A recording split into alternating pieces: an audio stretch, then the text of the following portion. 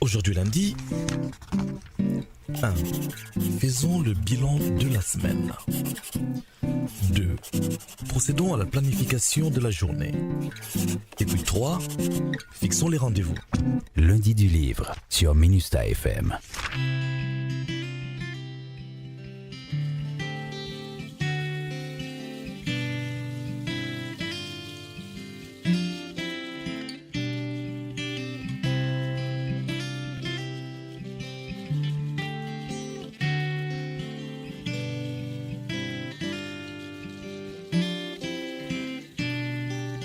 El color del amor eres tú, Haití.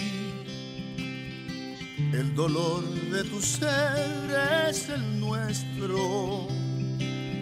Como ave de fénix que al fin quemará. Ego, fronteras y tormentos.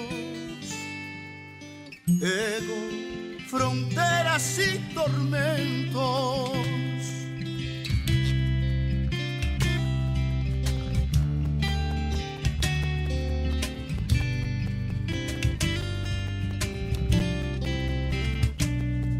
El color del amor eres tú, Haití, y tu gente son hermanos nuestros. Nous avons cru tout d'abord qu'un énorme poids lourd dévalait la rue dans notre direction. Notre véhicule a été projeté dans tous les sens par une terre soudain douée de vie. On aurait dit un ventre gigantesque en proie à de folles convulsions. Le chauffeur a freiné à mort. Les passagers hurlaient. Nous craignions que le véhicule se renverse. J'ai vu une blanchisserie de 2 étages s'effondrer pendant que d'autres demeures se désagrégeaient. D'énormes nuages de poussière s'élevaient de partout. Les femmes hurlaient. La fin du monde, Jésus, pitié! Moi, je m'accrochais à l'arrière du tap-tap qui s'était arrêté. Les sursauts de la terre continuaient à secouer violemment le véhicule. Je craignais surtout la chute d'un transformateur en haut d'un poteau qui tanguait dangereusement. Le pylône s'est brisé. Le transformateur en feu s'est abattu tout juste devant le tap-tap immobilisé en même temps que la terre mettait fin à sa colère. À travers le brouillard de poussière, nous ne voyions autour de nous que des amas de débris.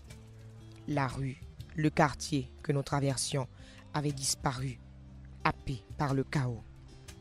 Fin de citation. C'était un extrait de Collier de débris, auditeur-auditrice de Minusta FM, le dernier livre de Gary Victor publié à Mémoire d'Encrier. Environ 80 pages, l'histoire d'une femme et sa fille qui essaient de survivre après un séisme qui leur a imposé le deuil. Une histoire de surtout comment la population haïtienne dans les quartiers sinistrés a contribué à reconstruire son environnement et avec les débris, justement, c'est ça le paradoxe constructif qu'on retrouve dans ce texte de Gary Victor, Collier de débris. Gary Victor que nous recevons aujourd'hui à l'émission Lundi du livre et qui nous emmène bien sûr dans son quartier, visiter avec pour guide ce livre des espaces reconstruits à Carrefourfeuille.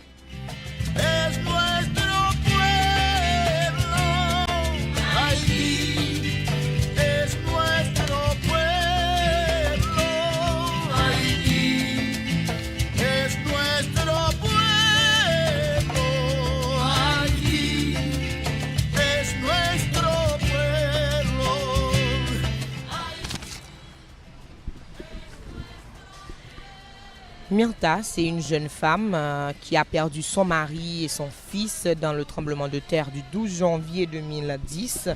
Avec sa fille de 6 ans, elle essaye de reconstruire sa vie. Ce n'est pas facile. Elle est embauchée dans un groupe et bénéficiant du travail Cash for Work. Et c'est à partir de l'histoire de Myrta que Gary Victor nous raconte cette histoire de la population haïtienne des quartiers sinistrés qui reconstruit sa vie, qui reconstruit son environnement et à partir justement des restes que le séisme du 12 janvier 2010 a laissé derrière lui, des restes sous lesquels très souvent il y avait encore des cadavres de leur famille. Gary Victor, bonjour. As-tu rencontré ces jeunes artistes qui, après le tremblement de terre, peignaient et sculptaient à partir de décombres? Et quel regard tu portes sur leur œuvre et par rapport à ton titre déjà, écolier de débris? Ces artistes, ils ont une fonction bien particulière, c'est de montrer que la beauté peut exister n'importe où, que la beauté survit à la désolation, à la destruction, à la mort. Et de voir par exemple des artistes travailler avec des débris, c'est aussi montrer et prouver que la vie continue à exister, qu'en nous, il y a toujours des ressources pour rebondir. Et je crois que bien avant le tremblement de terre, je fréquentais déjà pas mal d'artistes qui travaillaient par exemple avec des matériaux de récupération.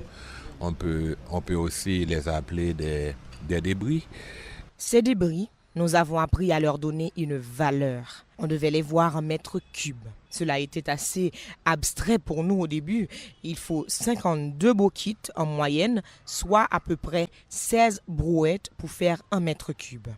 L'ONG qui nous employait avait un contrat consistant en une quantité de mètres cubes à enlever. Au début, nous recevions à temps nos salaires, puis le système de gestion a été revu. Fin de citation. Le PNUD m'avait contacté justement parce qu'ils étaient intéressés et je pourrais dire à parler de l'aspect humain de ce projet. Parce que quand même ce sont des dizaines de milliers de gens qui se sont investis dans le travail de ramassage des débris. On peut s'imaginer des gens qui ont vu leur quartier détruit, qui devraient revenir sur la zone, entrer dans les maisons détruites, ramasser les débris, écraser les maisons, démolir les maisons.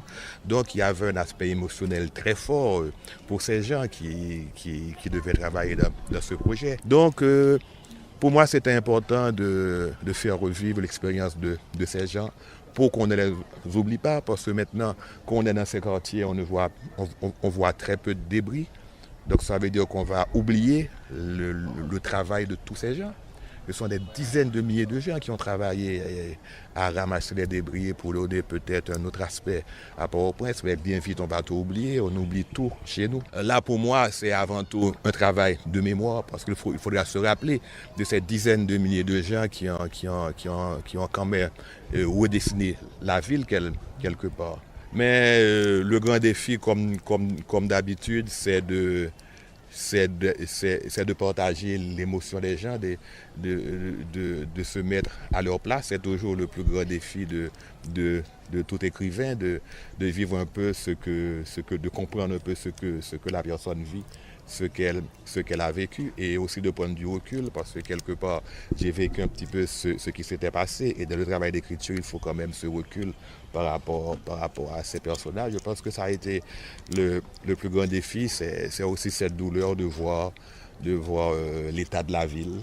Et parce que comme même sans ce travail de déblayage, on se demande qu'est-ce qui se serait passé. Ce sont quand même des centaines de milliers de gens qui se sont impliqués dans ce travail. Ça a été pour eux aussi un moyen de revivre. Hein. Il y avait quand même le chômage. Beaucoup de gens ont obtenu un salaire avec ce projet. Il y a beaucoup d'ONG, pas seulement étrangères, il y a beaucoup d'ONG haïtiennes qui ont participé aussi à ce travail de déblayage. Tu parles au début du traumatisme de l'écrivain qui refuse pratiquement de témoigner de la situation post-séisme, Gary. Quels sentiments t'ont traversé pendant que tu écrivais ce livre et sont-ils les mêmes aujourd'hui? Il y avait beaucoup d'émotions chez moi parce que j'ai vécu le tremblement de terre ici à Port-au-Prince. J'ai perdu beaucoup d'amis, donc je suis revenu sur des sites qui m'ont marqué. Donc ça a été difficile pour moi de trouver l'angle, de trouver le personnage qui puisse parler. D'ailleurs, je l'ai qu'à la première personne. C'est une jeune femme qui raconte son histoire. Cette jeune femme, un petit peu, je pourrais dire, un prototype. C'est une symbiose à la fois de plusieurs personnages. Et avec mes interviews, j'ai été comme une éponge. Donc, j'ai plongé dans les sentiments, les émotions de beaucoup d'acteurs de ce projet. Et pour en faire quelque chose, je pourrais dire, de très humain. Et moi, au début, j'ai beaucoup hésité en me disant qu'est-ce que je pouvais écrire sur les débris. Et puis en plus également, j'étais quand même marqué par ce qui s'était passé. Je suis de Carrefourfeuille, j'ai perdu on pourrait dire pratiquement des dizaines d'amis. Et finalement, je me suis dit que travailler à ce projet d'écriture allait me permettre d'une part de revoir cette réalité, de mieux comprendre cette réalité et surtout d'être proche de ces gens qui ont souvent tout perdu et qui commençaient un petit peu à espérer de nouveau dans le cadre de ce projet. Et c'est ainsi que j'ai visité plusieurs sites, j'ai rencontré des gens, je les ai suivis dans leurs travaux, j'ai assisté à des travaux de démolition, j'ai surtout assisté à des scènes souvent très éprouvantes, comme par exemple les luttes pour le fer, de voir des jeunes qui se battent pour récupérer le fer sur les pelles des bulldozers. Il y a une scène qui m'a beaucoup marqué également, c'est ce cahier que j'ai trouvé dans une maison totalement détruite, et c'était un cahier d'écolier qui était mort, et de voir ce que ce jeune avait écrit. Et d'ailleurs, c'est à partir de ce cahier que je pourrais dire qui a été le pilote de ce roman, et surtout pas de ces chroniques. Et surtout, ça a été mes rencontres avec ces femmes, surtout chefs d'équipe, qui ont raconté leurs expériences, leurs peurs. Et surtout cette femme qui a raconté qu'elle a perdu son mari, sa fille et son fils, et qu'elle n'a jamais vu les corps. Et pendant qu'elle travaille aux travaux de démolition, souvent on retrouvait des corps. On était obligé même d'arrêter les travaux pour appeler le juge de paix pour qu'on puisse récupérer les corps. Et elle racontait par exemple, elle était totalement hantée par la possibilité qu'on appelle un jour pour lui dire on a retrouvé les corps de son mari et de son fils, mais ça n'est jamais arrivé. Rescatemos del olvido de nosotros, del mundo entero, Haití, y comencemos la nueva alborada, ayudando a Haití, que es también nuestros hermanos, que es también nuestro pueblo.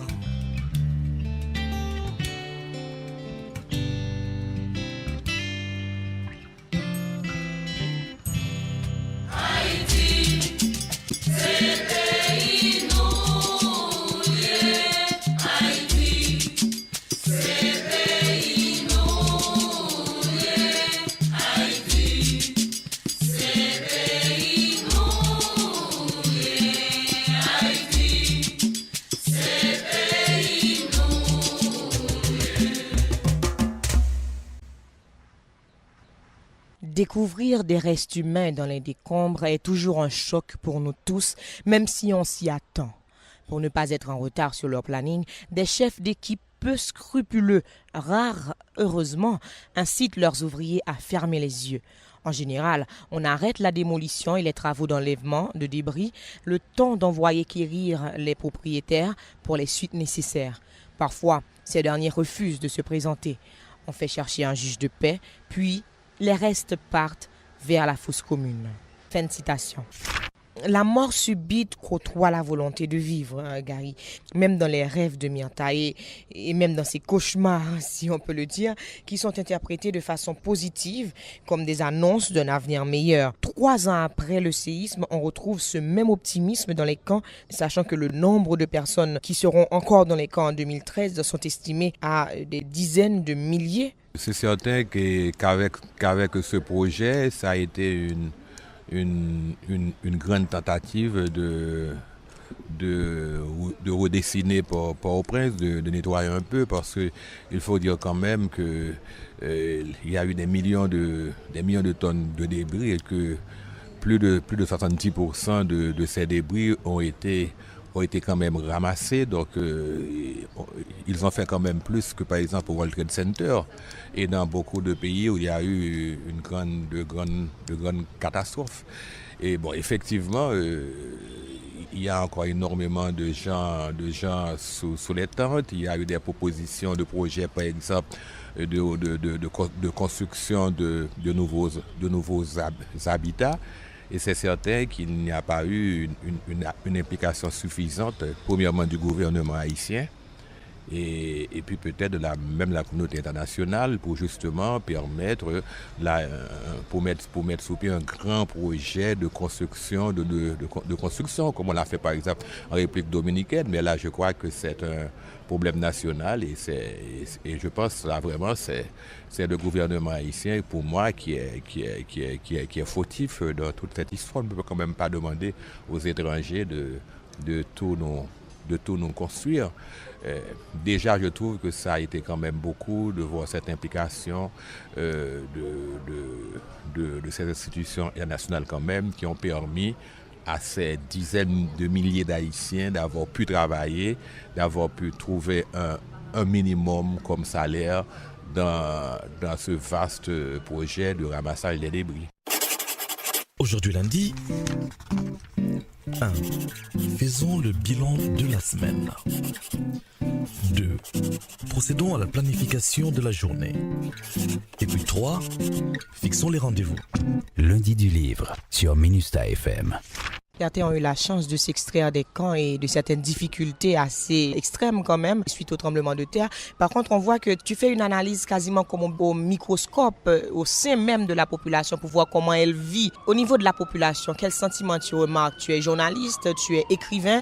Est-ce que cette même volonté de toujours vouloir vivre, survivre, même quand on pense que c'est fini, on a des nouvelles d'apocalypse, est-ce que tu penses que cette volonté sévit encore dans les camps? Les gens n'ont même pas le choix et ils ne peuvent même pas penser, ils sont obligés de survivre.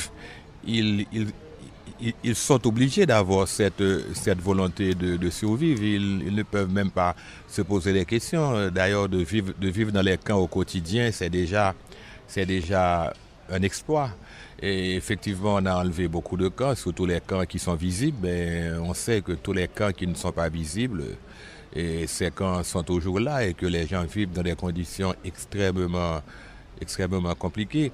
Moi, ce qui est important pour moi dans ce roman, c'était de suivre quelqu'un, une jeune femme qui a travaillé dans ce projet de ramassage de débris, qui a souffert dans sa chair lors de ce tremblement de terre, qui a perdu son mari, qui a perdu son fils, et qui s'est retrouvé quelque part dans son travail d'homme, parce que aller démolir les maisons, transporter des débris, ensuite gérer aussi des hommes, parce que c'est pas facile avec tous les problèmes qu'il y a dans les quartiers. Mais justement, cette jeune femme, Mianta, est-ce qu'il y a une Mianta avec un autre nom qui existe, ou bien est-ce que c'est juste en regardant les femmes travailler après le séisme que ce personnage a pris corps dans ton esprit? En fait, ce personnage, c'est un conglomérat de plusieurs personnages. J'ai parlé à énormément de gens. J'ai rencontré effectivement des femmes qui étaient chefs d'équipe. Il y a peut-être une qui m'a inspiré ce personnage. Il n'y a pas une Mianta. Je pense que cette Mianta dont je parle, c'est un prototype de plusieurs personnages. C'est un amalgame de plusieurs personnages pour présenter un peu ce que ces gens ont connu dans ce projet de ramassage des débris. Il y avait énormément de choses à dire, c'était impossible de dire tout ce qu'il y avait à dire. Donc je crois que c'est plutôt une photographie d'un instant, d'un moment, et essayer de présenter ce que ces gens quelque part ont vécu pendant. Il y a un passage qui m'a assez amusé, quand tu parles d'un écrivain qui est venu lui poser des questions. Est-ce que c'est bien toi, cet écrivain? Oui, c'était moi.